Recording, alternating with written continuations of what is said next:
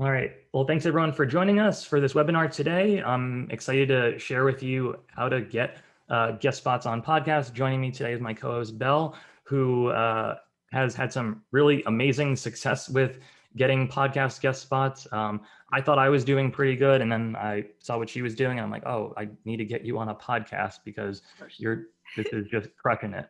Um, so, quick shout out. Please feel free to introduce yourselves in the audience. Let me know where you're coming from today. I'm based here in New York. Belle, you're in. I'm in Buenos Aires of all places, guys. So that's really good weather, really good steak, really good wine. So I'm living life. But I'm in quarantine right now, so it's not that great for me.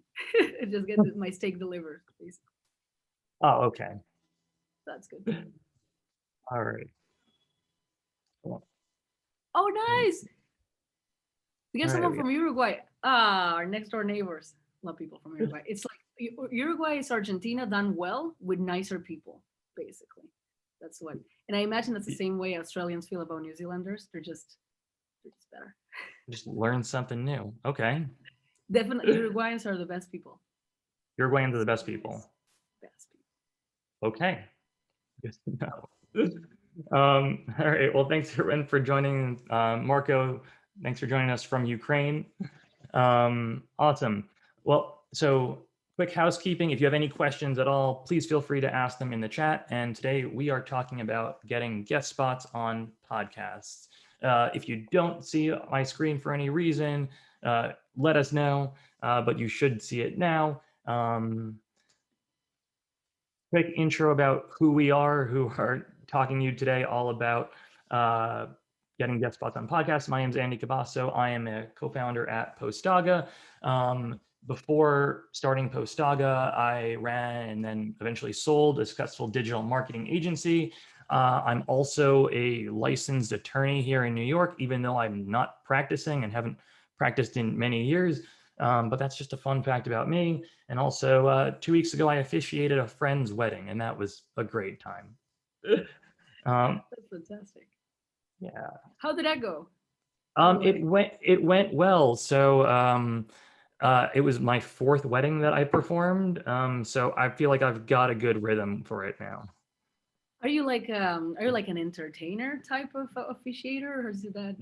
There are jokes. Not it's not like completely jokey, but like there's a uh, right mixture It's of a being balance. serious. Yeah, because Yeah. you need people to take you seriously if you're, especially if you're like not clergy, you're like a friend of the couple.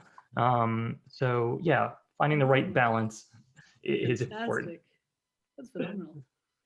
All right, so I'm Bel Di Lorenzo. I'm here in Buenos Aires, in Argentina. I'm right now the CMO at Startup Sauce. It's a private exclusive community for SaaS founders outside of Silicon Valley, and he's one of our most treasured members in the academy. We really love him, and I'm a big number one fan of Postaga right here. That's something I should have added. I Thanks. love the product since I started using it. I well, I've always been a content marketer, always work with freelancing, link builders, a link building team, and we've always had issues in every company that I worked for. We'd had trouble with link building, and then I found Postaga, and it really it changed my life as a marketer because I was able to sort of do things myself Mhm. with it kind of automated the stuff that I needed automated. It was fantastic. So, and also I used to be an Indian graphic designer, and this is an interesting story. Back a few years ago, I needed some extra cash. I was a content marketer. I was working with a lot of freelancers. I was using a site called Fiverr, which is like Upwork.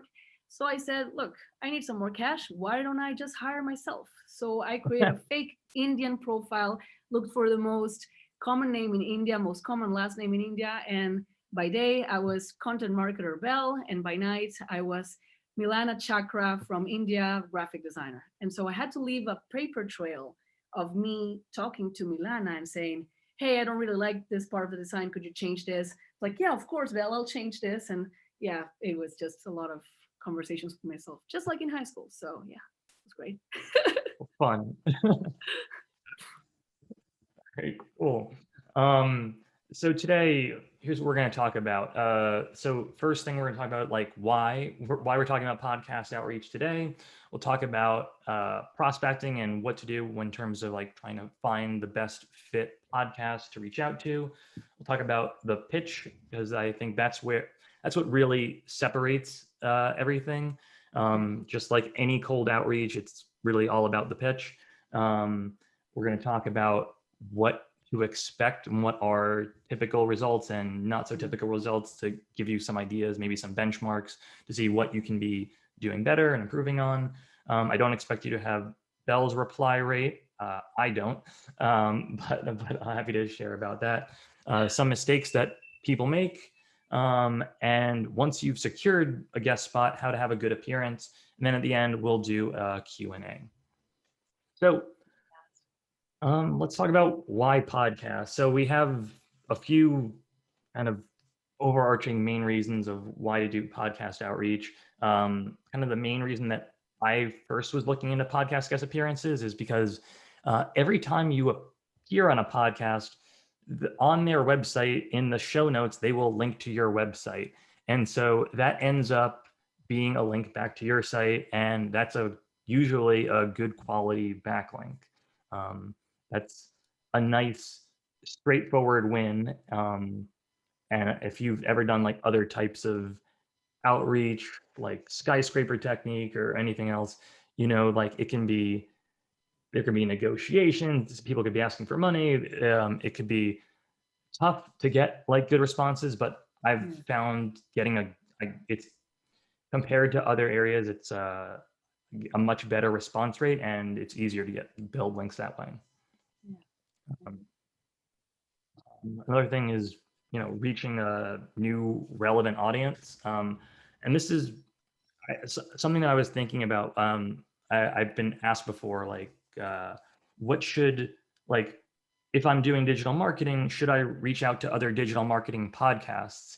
And like, my thought was kind of like, well, maybe, but also maybe not, because you don't want to reach out to podcasts where they're covering the stuff that you are speaking about. You want to go to where your potential customers are.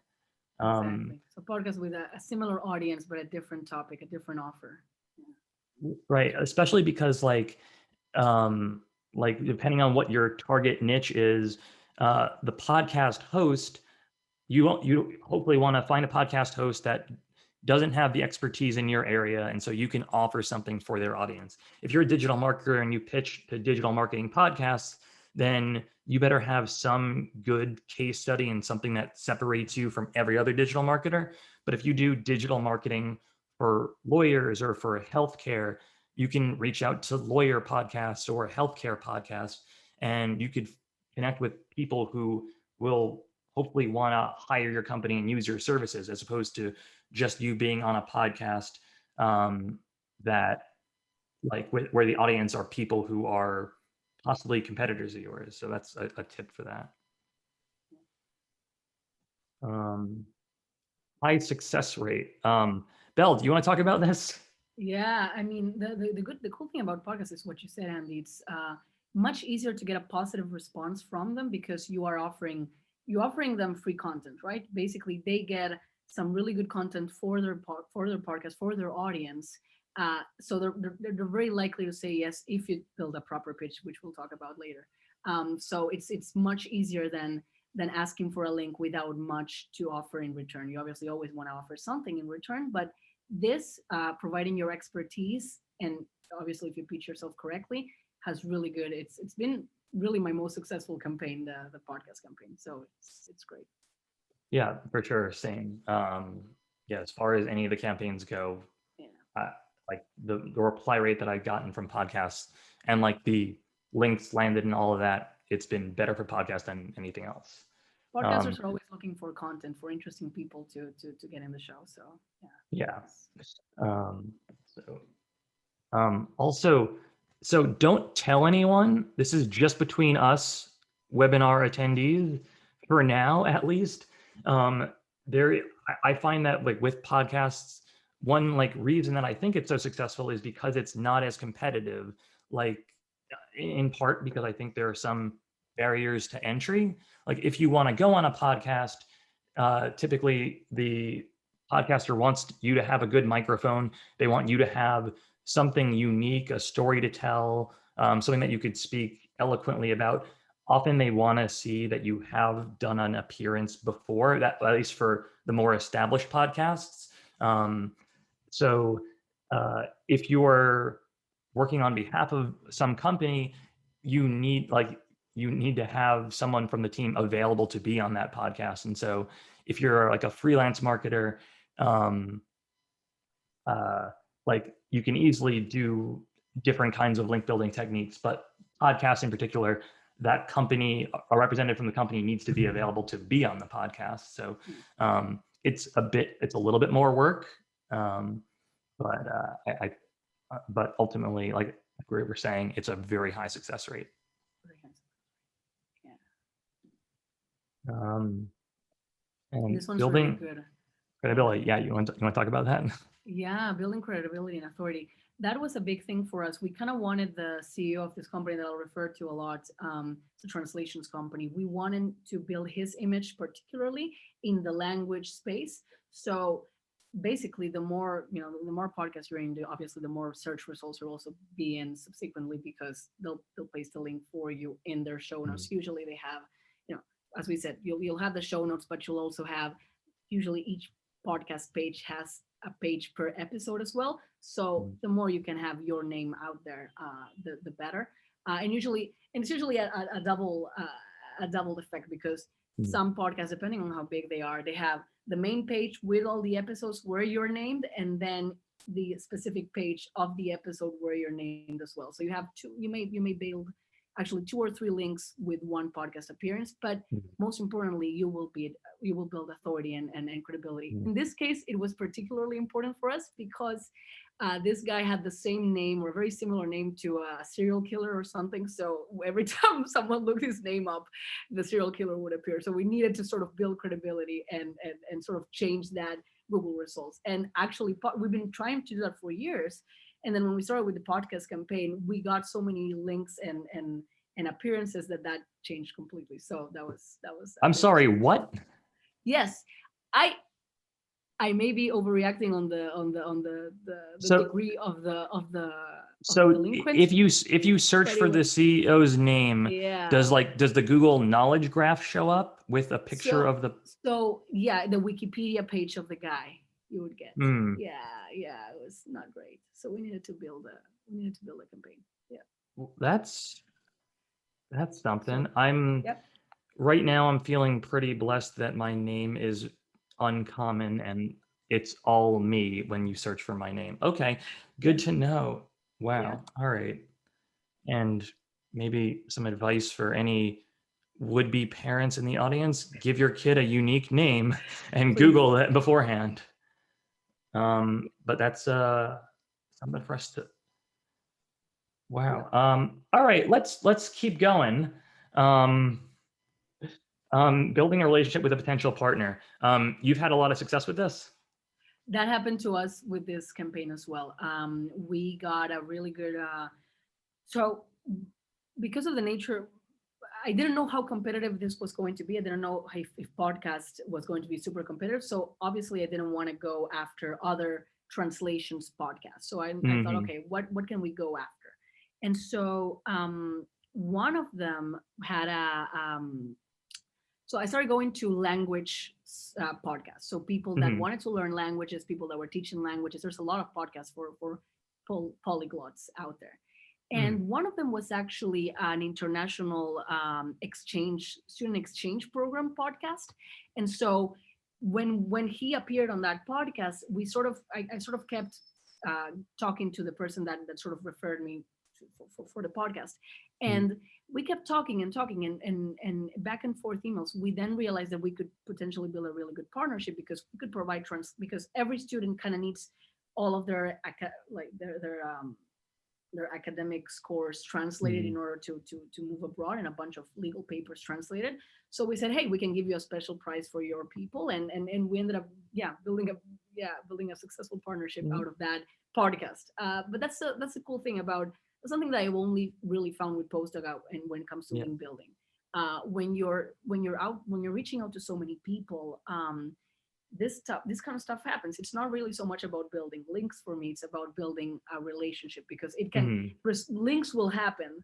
There's a point where when when you build a relationship, links is going to be the easiest thing to build, but you can Mhm. build something much bigger. You can get interviews, you can get podcasts, you can get, yeah, it's really, Abs- that was a yeah. really good result. Absolutely. Like, yeah, like a bunch of people that I had like connected with in the past, or like I connected with for like either like a guest post or something like that, have been like future opportunities to work together in the future. They've Yeah, referred people my way. With podcasts, I think you had recommended to me like a while ago, like, well, yeah, are you like giving like a coupon to the audience, like, or anything like that? Because like throw in an offer and like that's affiliate revenue for the podcaster, and that you're already going to plug your business, might as well give an incentive for them to promote it further. And like that was like, oh wow, I really got to do that. And so I do that with every podcast I do now, make like a special coupon code for that podcast. yep, Yeah. yep.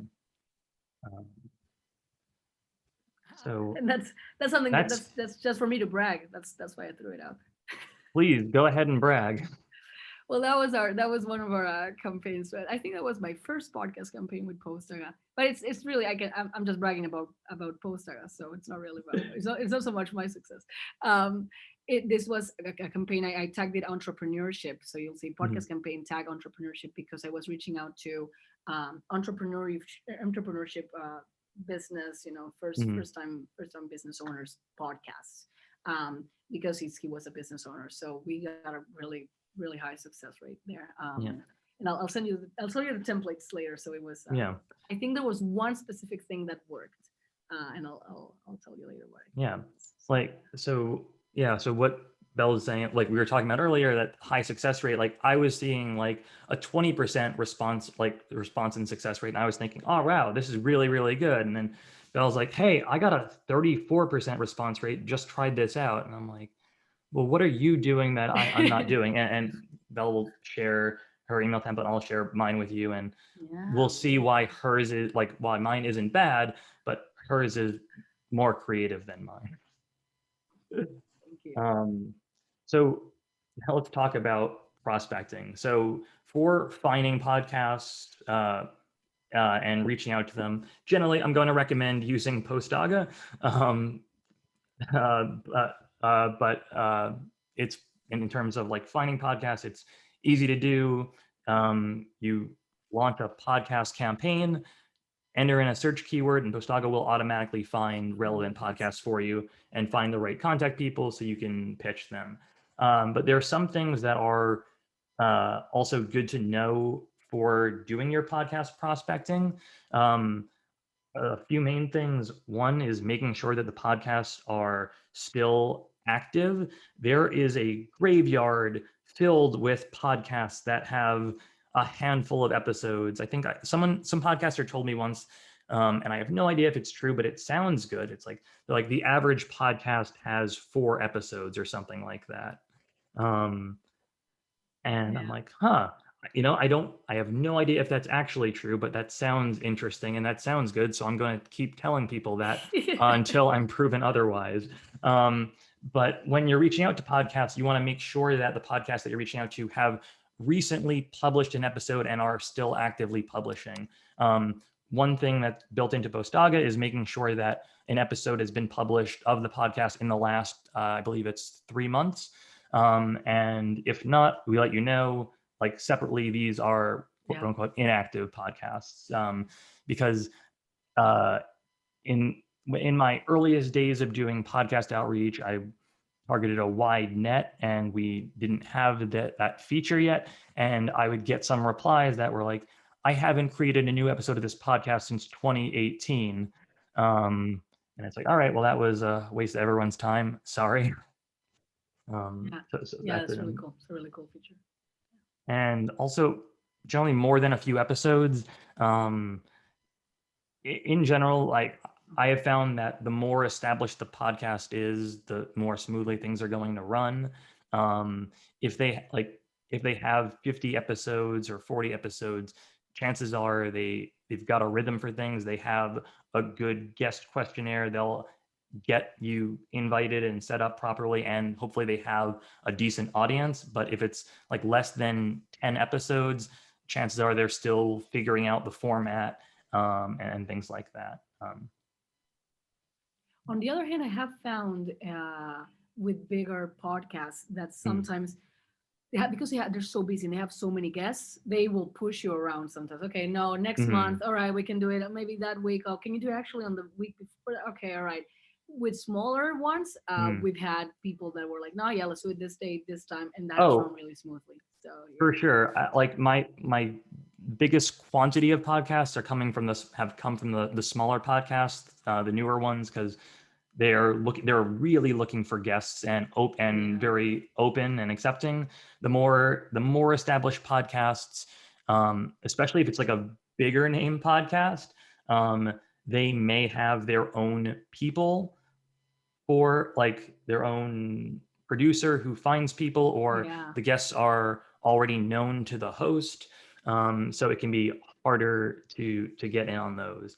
And then of course there are like the elite level podcasts, like the Tim Ferriss podcasts, things like that, the Joe Rogan podcast, that although you can prospect them, there is basically no chance that you're going to get picked for those. Yeah, but you are sort of building your reputation. So if you're Yeah. starting from absolute from nothing, it's really good Mm, to go after those that are a little bit smaller, and then build yourself up, because that way, if you do a few smaller ones, you have that to show for when you're pitching to the bigger ones, and that will happen naturally. But yeah, once we built absolutely. a proper proper file with all the previous ones we had, that's when we were able to pitch successfully to bigger ones. It was really good. Yeah, that's a great point. And yeah, for sure. Like the first few podcasts I was on, I was like they were smaller podcasts, but like, oh, this is something I'm going to mention. I don't want to forget, but one pro tip, when you are on a podcast, podcasters are friends with other podcasters. Like it's very common for podcasters to do podcast swaps. So after you go on a podcast towards the end, I ask this of every podcast I'm on. Do you know anyone else who you think I would be a good fit for, a good guest for? Anyone that you could make an introduction for me with? That's And great. podcasters are they're very happy to do that. Like their friends are looking for guests, and if they're happy with how you did, they'd be happy to introduce you. And like um that's been like That's a a great tip, huge man. Oh, easy win. I'm gonna use that. I need to write this down because I'm gonna Yeah, put this in the notes for this podcast, for this afterwards. yeah, um that's great. I'm gonna start using that. all right, questions about how to pitch for a podcast. We're gonna get to that right now. um Ah, so for the pitch, there are different ways that you can go about it. You could be hyper specific for every single podcast that you pitch, where you research that podcast and know exactly like all the content that they've kind of published and have a very specific pitch for them. Or what I typically do is I find a bunch of podcasts in a particular niche or space, and I have basically the same kind of pitch for all of them, so I don't have to start from scratch for all of these. Um, in particular, it's better if you can like have a specific topic that they haven't covered before, um, as well as like, so the kind of the two main things of the pitch are, what are you going to talk about and what is the value that you are going to bring. Like you may be qualified to talk about this subject matter, like you're an expert on topic or whatever, but what value is it going to bring for the to our audience, audience. Hmm. and why you. And this is something that's like very important because I was speaking with a podcaster once, like I was just picking his brain, like, do you get pitched a lot? And he's like, yeah, I get pitched by a lot of um, I get pitched by a lot of PR agencies working for people, and their Mm, pitches are often very much like, um, I would like to have this person from this company be a guest in your podcast. He is a Harvard Business School graduate and runs this company. And it's like, you're telling me about the guest, and that's okay, but why should my audience care? exactly. And what value are you going to provide for them? Um, so, like in my pitch, I try and structure it as first, here are my ideas for topics that are relevant to your audience. And hopefully, if I've structured it right, like one of those is going to get your attention. I've also had situations where the host like replies and says, I appreciate this pitch. It's very thorough.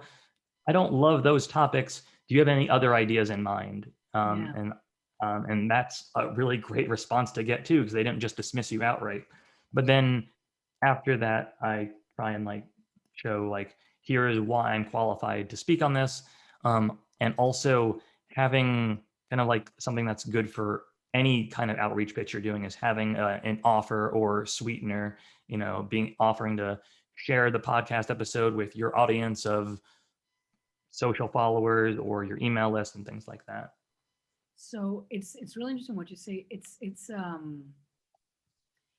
what we so for example what we did in terms of when we were pitching, right, one the actual templates that I'm going to show you, I didn't know all of this. I think this is a much better way to do it, and having giving them as much information as they can to make their jobs easier, especially if they're a bigger podcast. They want you to put as much effort in the pitch as you can. They know they're getting pitched, they know they need guests anyway, so that's okay. Give them as much as you can. So for example, what Andy was saying, just give them the topics already that you can talk on. Give them some questions. Sometimes, for example, okay, some people have asked me, what sort of questions would you like me to ask your CEO? Well, this. But it's much better if you can put that already in the pitch. He can talk very confidently about these topics, and this is why your audience would like that. And so, for example, on our campaign much later, I did a campaign for for this language podcast. And what we said was, so he's a CEO for a translations agency. I'm pretty sure your audience that's learning languages could really get into that world and into that space of being interpreters, being translators.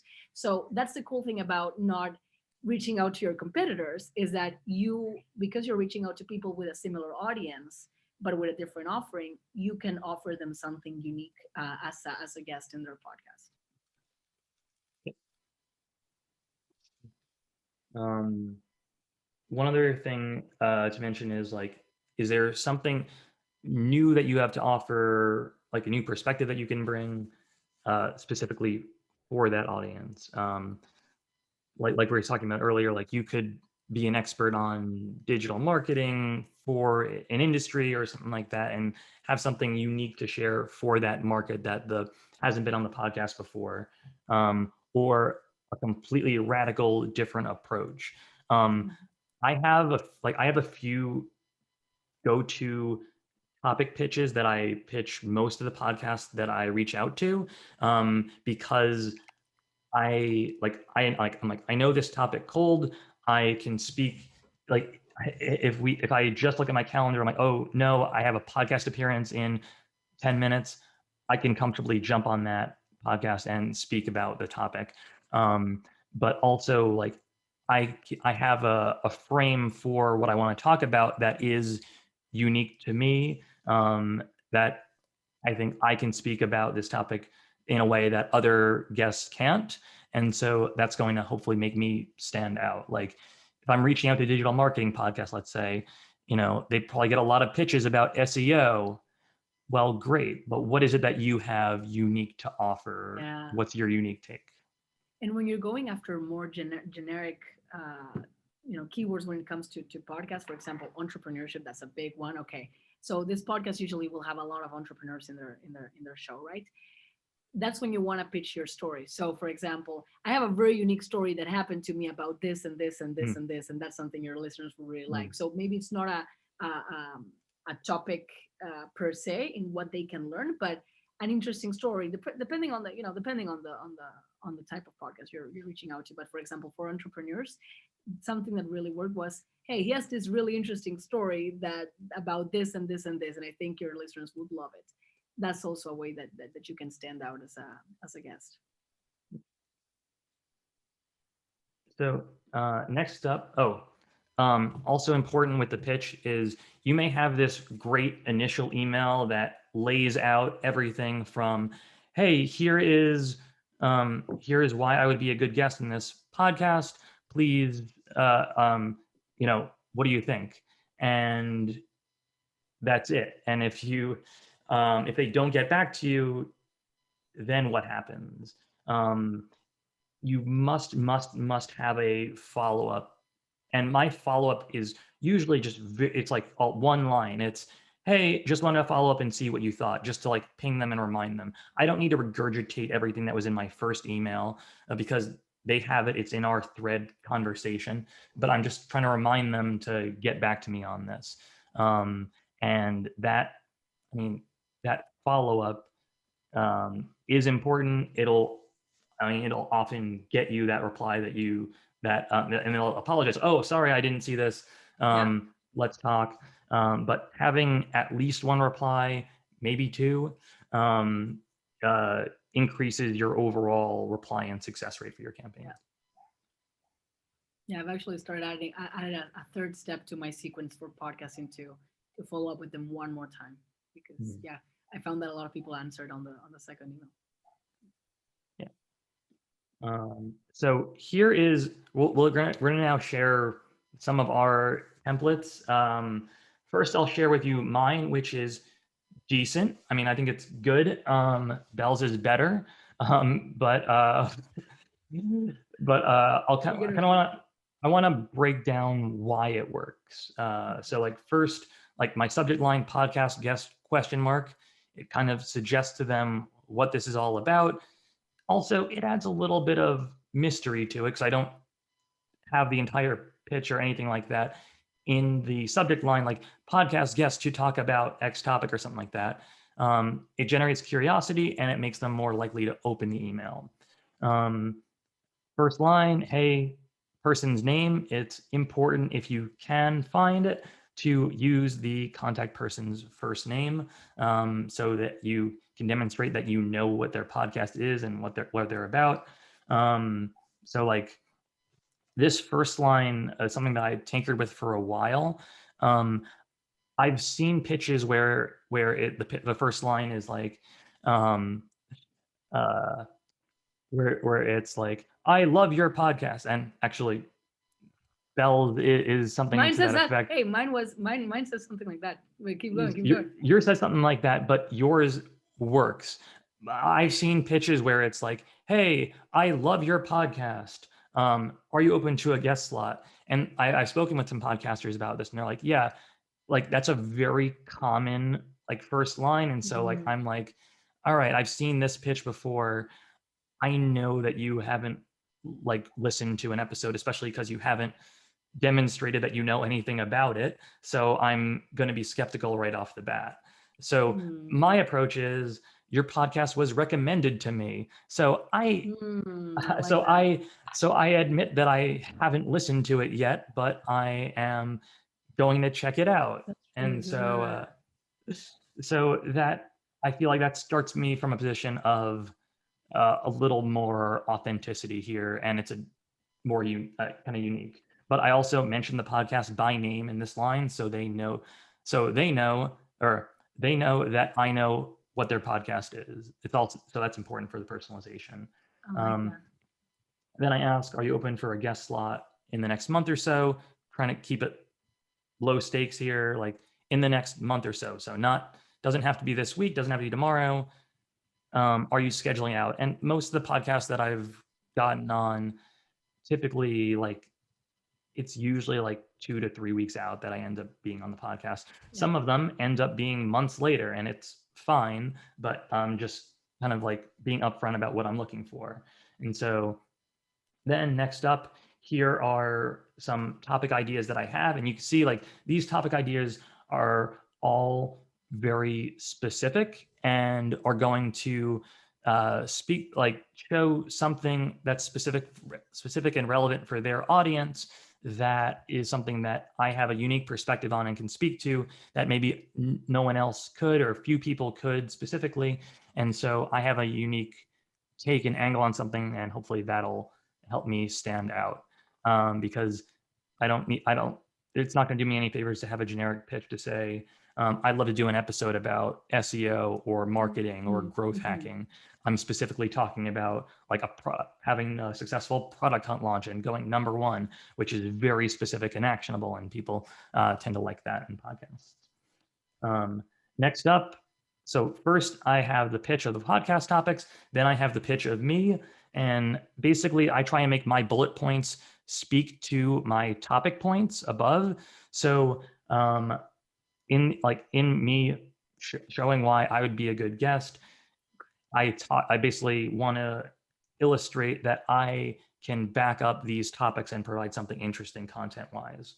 And then that's basically it. That's really the meat of what my pitch is.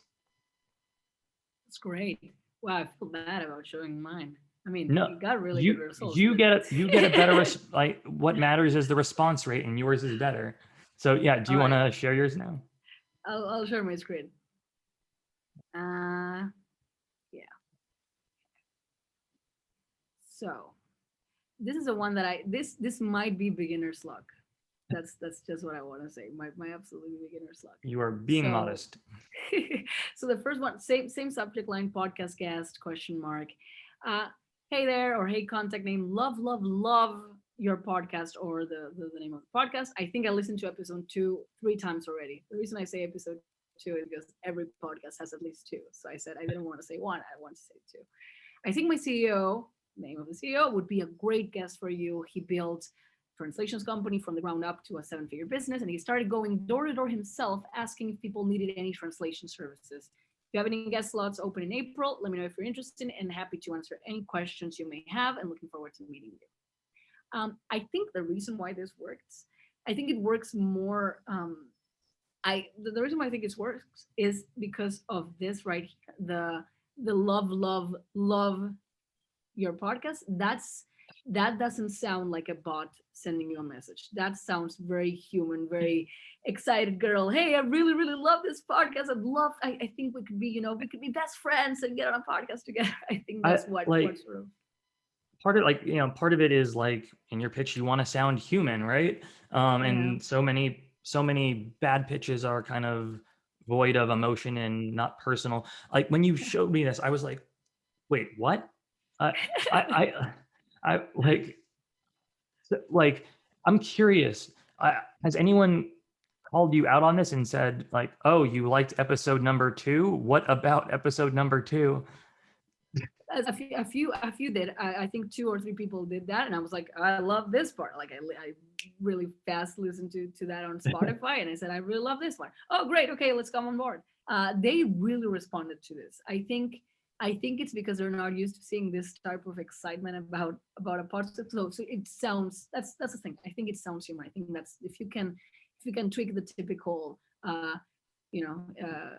I found your podcast on Spotify, or I found your website on Google. If you can tweak that typical where I found you sentence, and make it a little bit more human, you'll get some more really human, really excited replies. In fact, most of the people that answered here were, oh wow, yeah, thank you. I've been doing this for ages. I'm really happy that the people like it. Like it sounds like a big fan saying, hey, I actually think maybe I could guest in your show because I really like it. And then I I, had one follow up, which was, sorry for my voice, by the way, I'm a little sick. I had one follow up, which was, hi Contra, hi there, hello, hey there, just wanted to follow up and see if you're looking for new potential podcast guests, if you'd be able to feature Sean. Forgot to plug. I would be happy to promote your podcast to our audience as well. This one actually, it's interesting. This one got the most replies. huh. And it wasn't, sorry, this sequence, it was the first email Yeah. that got more replies this time, but it wasn't that sophisticated. Usually when I get really good replies in posts, something that I do is I have a little line that I can show you later. I have a document where I store all of this stuff. I have a Mhm. little line that goes, we can promote this podcast with our, something that blew my mind was that people were really interested in our Twitter audience. We didn't really have a big Instagram or Facebook. We had a really big Twitter account. It was Mhm. 17,000 people or something like that. And that was our biggest social media. So I said, if you feature me in the podcast, feature my CEO on the podcast, we can promote the episode with our 70,000 Twitter audience. And a lot of people were like, yeah, Yeah. sure. I've done that a lot with link building campaigns, and Mhm. that seems to a lot of people seem to like that. Instead of putting a link back to their post, they like that we just share the article. So yeah, that's worked really Yeah. well. But yeah, I'll send you the template. I think Yeah. again, I think the reason why mine worked was the first line sounds like a fan of your show that's like, Mhm. actually, I think my CEO could be a great guest as well. It sounds human. I think that's what it was. Yeah, yeah, one thing that you had mentioned about like the like that offer of like I'm happy to share it with our audience as well. Hmm. That's often something that I include also. And like just the reciprocity of that, Yeah. the sense that it's not that like I'm looking to be a guest on your podcast so I can reach your audience, but I'm happy to share the episode with my audience as well. So it's a Yeah. win-win for everybody. Like, I mean, you're like you are doing them a favor in that you are helping them create content for their show, and hopefully it'll be a great show and it'll be amazing. But offering to go that extra mile of promoting it to your audience as well just shows that you care more. Yeah. And every podcast wants you to promote their podcast. No matter like how big or small your audience of followers is, just the token offer of saying I'm happy to share it with Yeah. my subscribers or anything like that, um, I think goes a long way in helping. Yeah, I agree. And that last line, remember, we both have that last line of happy to answer any questions. Just basically let them know, hey, whatever you need, I'm here. What do you want to Yeah, know about the guest? So that's important yeah, to um, yeah, absolutely. So add. let's talk about now what to expect. Yeah, so some things that we've gotten. Sometimes they'll ask you for what episodes of shows that you've been on. Del, do you want to talk about this Yeah. answers doc? Yeah, See I if do I have that. can. Yeah, you can keep going. You can Um, open. So I had that. Again, I forgot to change that. oh, Anyway, sorry. All I right. I had that sort of talk. I kind of improved it a little bit here. It's okay. Mhm. I changed it. I changed it already. You can stay there a little bit. Okay. What I have is usually they will ask the podcast that he's been on. They will ask for the topics, obviously, and I decided to make sort of a cheat sheet for myself on topics he can speak about, communicating with a multicultural team, unique ways to learn and maintain proficiency in several languages, depending on the podcast, those topics Mhm. work or not work, right? Our social, so that they could check it out, pictures of this person, and the best picture, because they will always ask you for a nice professional picture. Yeah. So I kind of had this cheat sheet just so that what sometimes something they'll ask is, what is it about this guy that makes, what is it Mhm. about you, or about this person that makes them worthy of our podcast? And Yeah. usually you want to have an answer for that.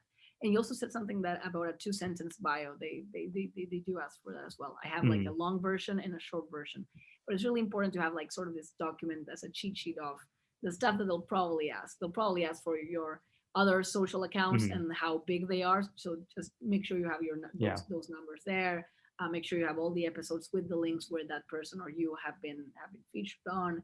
Make sure you just have everything there. And Mhm. if you can include it, like you already do this, and if you can Yeah. include it already in the first pitch, like the topics and where have you been before and why you would be a great guest, that the better. The more you give them, the better. The more professional you look, and Mhm. the less work they have to do, basically, to make their jobs really easy. Because the bigger the podcasts are, the more you have one person doing all the communication with the Mhm. potential guest, and the easier you can make her or his job, yeah, the better you Yeah. And like every podcast typically needs the same things. They all need a high res headshot for yeah. any of their like media that they do. If they do any like social media cards or things like that, or for like a featured image or anything like that. They also will, like, everyone wants a 2 sentence Yeah. bio. They want links to your site, links to your socials, so they can mention you and when they share their things on socials.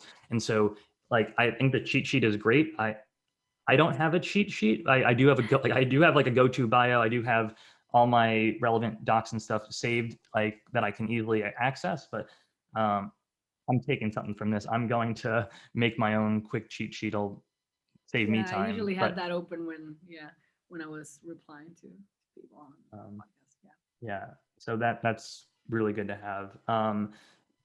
Some other things, some podcasts, not a lot, but some some, if they respond to you, will say that they only do sponsorships for guests. Um, I have found that it's not that common. Like if you're doing outreach for like link building, it's very common that people will Yeah. ask you for money. Yeah. But for podcasts, it's not very common. I In haven't part found because that yet. Yeah. I've had a few where they like they're like, oh, we don't yeah, we have a sponsorship package, and we can have you on as a guest, and you can have access to our tens of thousands of followers and our audience of subscribers and all that. But yeah, not common, but it has happened to me sometimes. Yeah. So that's just something to be aware of. But yeah, But that's another benefit of podcasts. Then it's yeah. the fact that you're it's much less likely that you'll get asked for money. Yeah, Yeah. for sure. But yeah, like Bella and I are saying, what to expect. So the response rate, if you follow everything that we're saying today, the response rate is going to be higher than what you'd see from other outreach, cold outreach types of campaigns. Um, yeah, I can't recommend trying this enough. Um, so let's talk about some kind of mistakes that people make, like I mentioned before, reaching out to dead podcasts, um, having too broad or general a pitch that doesn't really quite fit the podcast. Yeah. Um, like if you spend if you spend the time to prospect and find particular podcasts, I would say make sure that they are all on a specific theme, so that you can have a pitch that's um, A little more tailored, customized. like Yeah. that fits them. Like you wouldn't necessarily want to reach out to marketing podcasts, or like paid search related podcasts when you're reaching out to SEO focused podcasts, let's say, because the topics are going to be different. And so you don't want to say like, oh, I'd love to talk about marketing. And it's like, okay, well, that does cover all the bases, but it's not very specific. And Yeah. don't love that. Want to have a slightly different pitch per vertical, and yeah, in a For specific sure. as small as those audiences for each campaigns can be, the better, because the more specific you can actually be with it. Yeah. Yeah, absolutely. Um, and like I had mentioned before, don't just focus on why you would be a great guest and just recite your resume. The goal here is to provide valuable content for their audience, and that's what they're going to be thinking about. So you need to really frame your pitch from that perspective as well. Um, Yeah. and then not being prepared with the answers to the questions they're going to ask. That's why you have a cheat sheet. Oh, you have a cheat sheet. And then not following up. I've seen a lot of people who just send one email and like all right, I spent a lot of time on it, and I've reached out to these people, and like, okay, I've gotten some responses, but I would be hoping for more. And why haven't I? Just simply, you need to follow up. You have 2 or 3 follow-up emails. That'll better ensure that you get a positive reply. People are busy, and so having a follow-up just to nudge them uh, brings you top of mind and increases Yeah. the likelihood that you get a good response. Oh, and so before we dive into this, yeah, was there anything else that you wanted to share from your screen, or all good? I can share. I'll share a more polished version of a cheat sheet if they want, just so they know which kinds of things they'll get asked for. Mm-hmm. I think that can be valuable, and I'll also share the templates that I used. But I'm interested. I haven't been in podcasts. You've been in podcasts. I'm really interested in what you're gonna speak about next. Yeah. So I in the last year, I think I've done like 20 to 20. I lost count. I definitely was keeping count at the beginning. And I was like, all right, I'm gonna make my own personal web page with all my appearances on it, and it'll be a nice like resume kind of site. And then at some point I just lost count of it all, but I think It's it's been like so many. I just can't keep count of them anymore. like not trying to humble brag too much, but like it works. I like I've been on more recently. I was on the Mixergy podcast, which is a huge entrepreneurship podcast, which was terrifying because that was the only podcast I'd been on where they had a pre-interview with like someone else who worked for the podcast Ooh, team.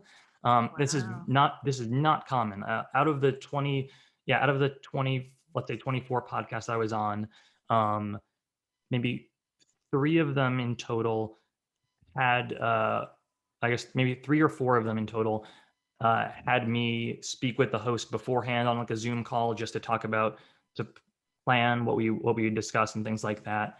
But that was the only one where I spent an hour getting interviewed by like a producer who is trying to figure out what the right take or approach would be for our Mhm. actual interview. That was scary. Um, but all right, you've gotten accepted to be on a podcast. Great. What should you do? What can you do to make it the best possible uh, podcast? Um, so a few things, and that will really help you stand out. First thing seems kind of simple, but like there are checklists that I get from a lot of podcasts saying like, Yeah. make sure you have this, this, and this. The number one thing is a strong internet connection because they're going to be recording you typically over Zoom or Squadcast or any of these platforms. And if your internet's dropping or not great, then it's going to sound bad and it's not going to be a good product. And the host is like, what do I do with this? Because there's only so much they can do with clipping audio or anything like that. So typically what podcasters will ask you to do, and I don't know if everyone has the capability to do this, but like do like have a wired internet connection. So plug your computer like directly, have a wire connected directly to your router or um, modem or what have you. So you have the best possible connection and making sure nothing drops. Or, if you're going to be wireless, be in the same room if you can where your modem or router are. Um, yeah, internet connection is super important just because we really need the audio quality to be good. And speaking of that, a good microphone really helps. So, like if you can, like podcast hosts typically they don't love if you have like if you're using your onboard mic on your laptop or something like that because it picks up a lot, especially if your room is that you're recording in is a room which has echo, so like since they really really care about audio quality, you can invest in like a very like a $50 microphone, or if you really want to go all out, like $100 microphone, which I use a Blue Yeti microphone, and Okay. I think the quality has been very good. I think I was $100. I also have a pop filter, so my P's don't sound weird or anything like that in the recordings. Um, That's yeah, I great. use that. They don't typically care, like audio is like the biggest thing. Some podcasts will record video for using for like clips for social for like later to like have teasers for it. It's not necessarily the most important, and but some of them will record video, or but like it's nowhere near as important your video quality as compared to the audio for sure. But have decent lighting and video if you can. Um, I also, aside from having a okay webcam, I also have this ring light. Uh, yeah, that yeah. If you see now, the light is off, and now I look garbagey, and now I look beautiful.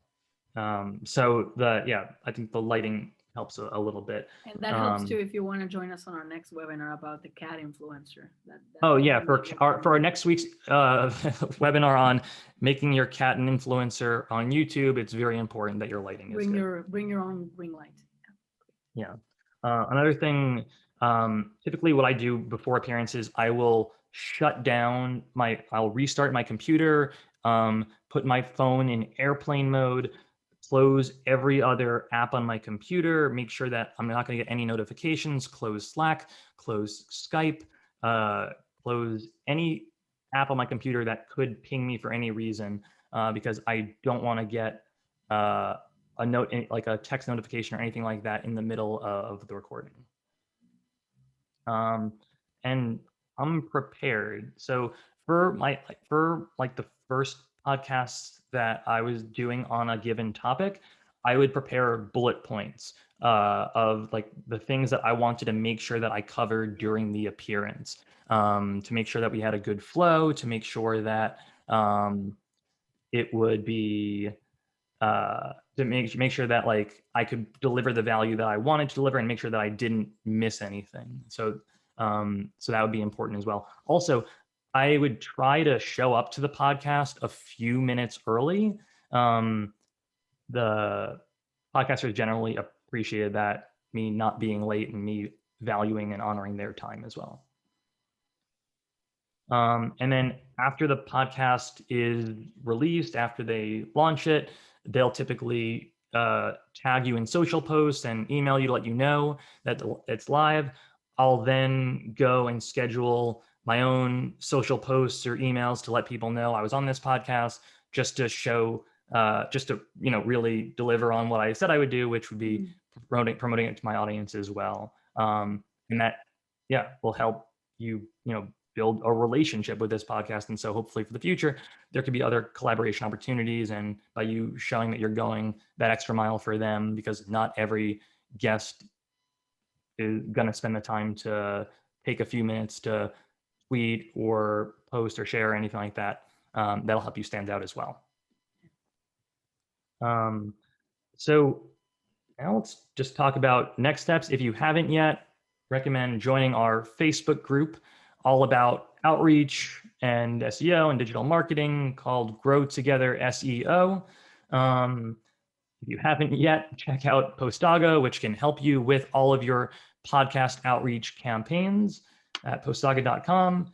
We also do demo webinars pretty regularly as well, and you can grab a demo spot if you like. We're happy to go through and give recommendations specifically for your business also. Belle, you have anything you want to plug? If you're a SaaS founder, apply to join at startupsauce.com. We have a really, really good community of founders like Andy that are just constantly sharing their expertise, and they're just really cool people. So yeah, that's startupsauce.com. Yes, the saucers. We're working on the name for our remember.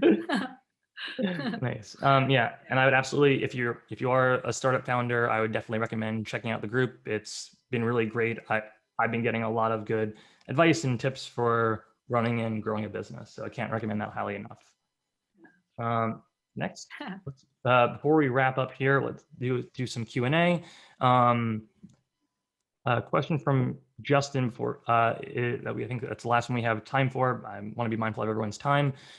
Any general niche that is commonly accepted by big podcasters or topics that are attractive to them?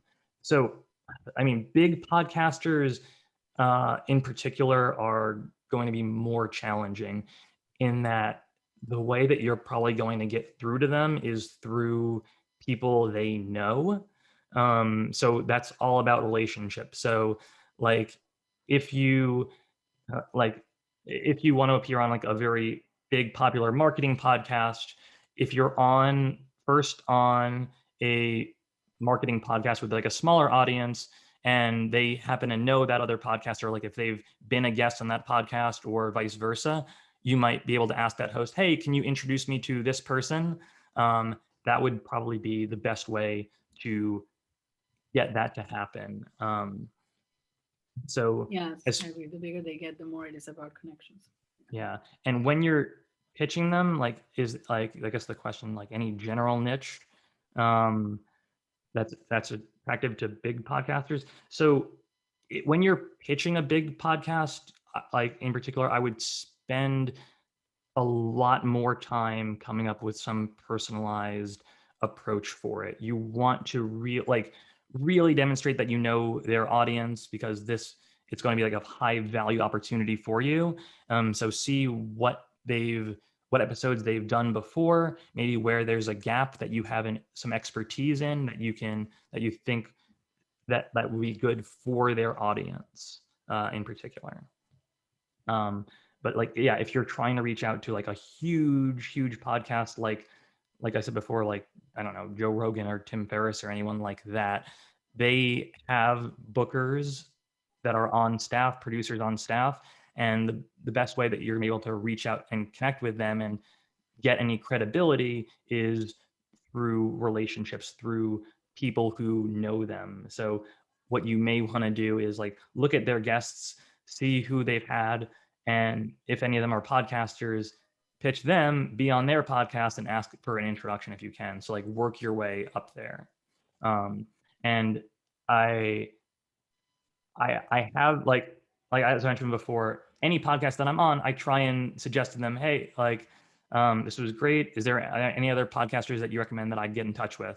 And typically, like That's great. they're happy Yeah. to recommend people. Yeah. Um, Other question is, can we get slides or replay? Yes. After we wrap up, we will publish the replay, and so we'll send that to you. Everyone will have a copy of the replay. And so I think that's going to wrap it up for us today. Bill, any podcaster is going to ask at the end of a podcast episode, where can people find you? Well, no, you can find me. You can definitely find me on startupsauce.com. That's where I spend most of my time as a CMO. So, you if you apply there, I will probably have a chat, and that's where you can find me. But something that I wanted to hammer on before we leave Dan is, uh, we spoke about this a lot. Finding people that have an audience that's similar to yours, but a very different offer. Those are the people that you'll be able to really pitch to properly and with a good unique offer. So that's we've had a lot of great tips, but I think if you want to live with something, live with that one. Yeah. Awesome. Well, Bill, thanks for joining me today. Thank you, man. This is great. This has been great. Thanks, I've been Andy. excited to finally get you on a webinar. Yeah, just super excited about like these now every time like we talk about outreach campaigns, there's always something new that I'm learning. I'm like, oh wow, I can't believe that I haven't thought of this approach or this angle. And so I'm glad to be able to share this with everyone. What Postaga allows you to do is just that, just try different things and switch different things and then see all the results for every experiment that you run. So if you're a big nerd, it's perfect. That's why I love it so much. Thanks. That's the great endorsement. I gotta put that somewhere. If you're a big nerd. All right. Yeah. Well, thanks everyone for joining in the audience. We will be sharing a replay and slides soon. You should get an email from us probably tomorrow with all of that. So if you have any questions, otherwise, please feel free to reach out. We're at postaga.com, and you'll get an email from me soon. So thanks everyone. Have a great day. Thank you. Bye-bye.